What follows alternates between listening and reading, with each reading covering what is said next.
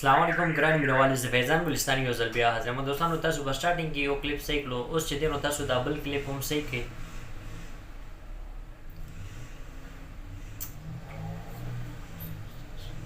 دوستانو تاسو ته مراد دا کلیپ هم صحیح کړو، مراد دی ورسره چې دی نو فاطمه ګل ده. نو مراد ته څه ضرورت دی چې دی نو د فاطمه ګل هغه چې دی نو مخ راکاږي او زنه ترې نیسي.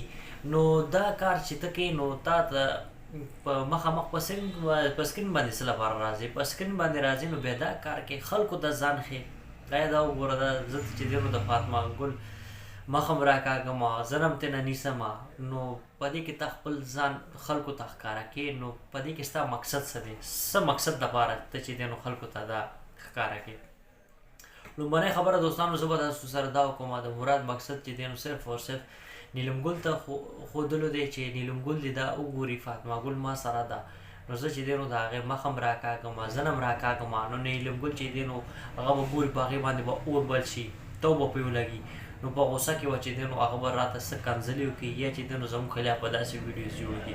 نو دې وخت چې دی نو نیلم ګل سره نادیه ګل هم ده او بل خوا چې دی نو ریشم ګل هم ده. نو دا دوه خویندې دي، دا دوه خویندې چې کوم د نیلم ګل دي نو دا د مراد د رونو په کور کې دي.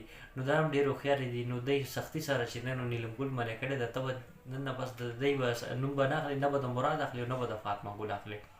نو دا مراد چې دی نو د کس ته دا الټه پلټه کارونه کوي چې نیلم د غوسه ورشي او نیلم چې دی نو په ما باندې ویډیو جوړه کړي یا ما ته د ردې بدې ووایي یا فاطمه ته دې وایي. نو دلته کې ما ته به موقع میلو شي. نو د دې چې کوم واعده شوې ده نو نه به نیلم خبره کوي نه به فاطمه کوي، په اشارو کې کوي نو کوي دي. نو دا هم چې دی نو ډېر غټ یو ټیکنیک دی د مراد هغه داسې ویډیوګانې جوړوي نیلم لپاره او نیلم له غوسه ورشي نو هغه په دې باندې ریاکشن وکړي. نو بس دوستانو دا نوې اپډیټ او معلومات ما له خپل دوستانو سره شیر کوم. که ویډیو کې باندې څه غلطي شوي نو زه بخښنه غواړم. انشاءالله ډېر زه تاسو سره یو نوې ویډیو کې به ملاقات کېږي. د خپل ځان ډېر خیال ساتئ. د لوی الله محمد والسلام.